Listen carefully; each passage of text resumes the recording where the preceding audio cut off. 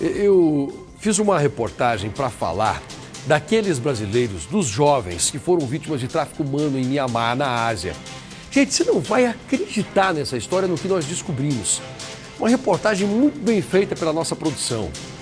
O desembarque de Lucas e Felipe foi marcado pela emoção dos familiares. E o que nós vamos trazer agora nessa reportagem é o que está acontecendo no mundo e que precisa ser denunciado. É uma coisa absurda, veja só. Cleide e Antônio não são parentes, mas compartilham a mesma dor. Filhos torturados em outro país. Estava perdendo esperança porque ninguém nunca resgatava eles. 4 meses, assim, muito difíceis, muito. Meu filho me cobrando.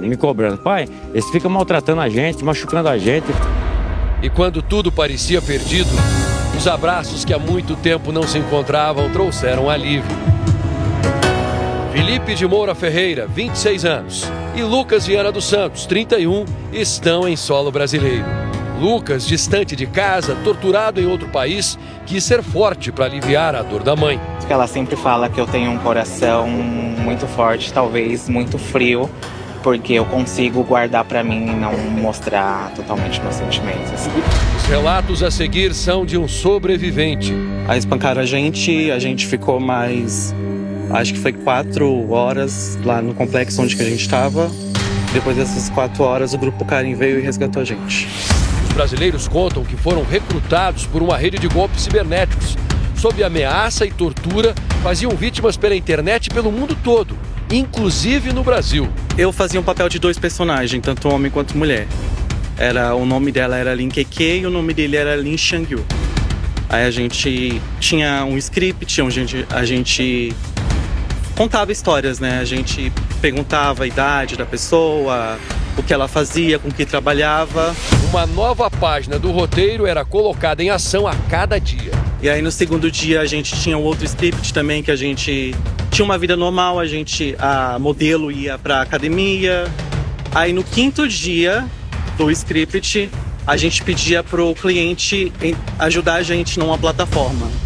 Eles conseguiam tirar dinheiro das vítimas e tinham metas a cumprir. Era $5.000 a primeira. Cada mês aumentava a meta. 10 mil, 11 mil dólares. Meta não cumprida. Tinha a punição. Os brasileiros acabaram escravizados por uma máfia de golpes virtuais e se tornaram vítimas do tráfico de pessoas. Eles deixavam eu preso durante 17 horas, que era o tempo de trabalho. Eles vinham, me sentavam, mas eu ficava ainda com as algemas. Cíntia Meirelles é diretora da ONG Exodus Road Brasil, uma organização internacional de combate ao tráfico de pessoas. Um aliciamento vem através de propostas que geralmente são feitas online. Embutido nessa proposta vem um salário muito legal, vem uma localização que a pessoa gostaria de ir e vem tudo pago. Então, por exemplo, tem um recrutamento, o aliciamento, o transporte e chega lá o engano. Estas são as primeiras imagens da libertação dos brasileiros que eram reféns em Mianmar, no Sudeste Asiático. Lucas é este rapaz com cabelo de 2 cores, camisa marrom e um saco plástico na cabeça. Ele desce de um caminhão militar.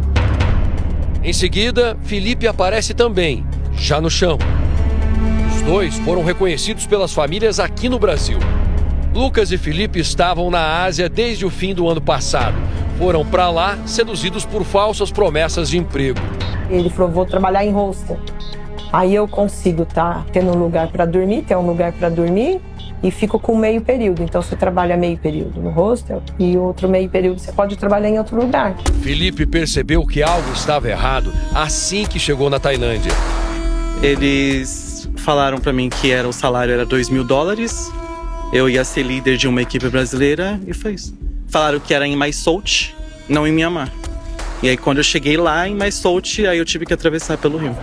Você sabia que o tráfico de humanos é a 3ª atividade ilegal mais lucrativa do mundo? Fica atrás apenas o tráfico de drogas e de armas. Um esquema lucrativo que movimenta cerca de 3 trilhões de dólares por ano, de acordo com o sistema financeiro global. Cerca de 17 trilhões de reais.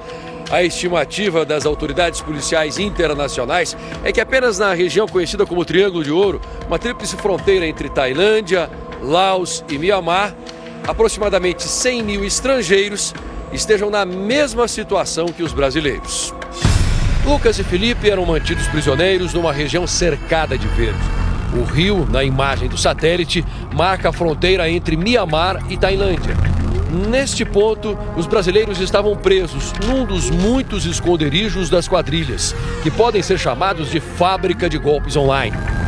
Durante o tempo em que ficaram escravizados em Mianmar, Felipe e Lucas enviaram imagens do ambiente de terror a que foram submetidos. A primeira atitude dos criminosos é retirar os passaportes de quem chega, e a comunicação com o mundo externo fica proibida ou vigiada. Presos em um complexo de prédios e casas, eles eram obrigados a cumprir uma meta de golpes virtuais que chegava a $100 mil por mês. A fuga foi facilitada por um esquema entre um grupo armado étnico de Mianmar, que atua como polícia na região de fronteira, e o governo da Tailândia. Os países que têm o maior número de pessoas traficadas pressionaram o governo tailandês.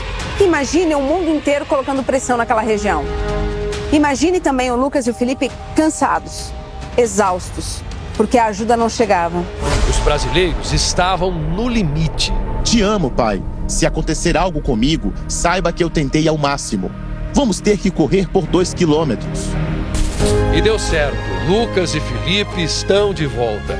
A ficha ainda vai demorar para cair, mas o alívio é grande. Agora eu tô me sentindo feliz, tô me sentindo livre. Agora sim, tô me sentindo livre de verdade. Muito difícil estar lá. Eles batiam na gente quase todos os dias.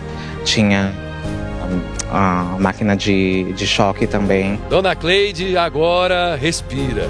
Eu falei em todas as três, não vou desistir. Se alguém está querendo que eu desista, eu não vou. E a liberdade cantou, né, seu Antônio?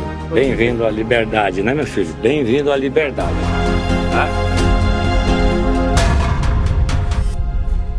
O que mais me espanta é saber que nós temos 100 mil pessoas só nessa região vivendo nessa mesma situação, Lombardi. E ninguém faz nada, né, praticamente. Que né? que Agora, é isso? A sedução pelo trabalho fora, pelo dinheiro melhor, por uma condição maior, né? Você, o jovem, e o jovem vai embora. Só que antes de ir, gente, reparem direito, pesquisem muito para depois deixar o Brasil. Porque depois, quando saem, acontece o que aconteceu com os dois. E nós nem estamos falando das escravas sexuais. Estamos falando de trabalhadores que vão lá para fazer golpe virtual. Mas e quantas mulheres que também, elas acabam sendo seduzidas e quando chegam em algum determinado local, a gente são nunca obrigados sabe o à que prostituição, acontece. né? São É por obrigados isso à que a mãe e o pai nunca mais têm notícia, né? Nossa. Acha que fugiu e na verdade não é nada disso. Foram sequestradas, mortas, abusadas, é uma coisa triste. Isso acontece no mundo, parece coisa de filme, mas nessa reportagem que nós vimos aqui com a produção da Record, muito bem feita inclusive, deu para ver que a coisa é séria.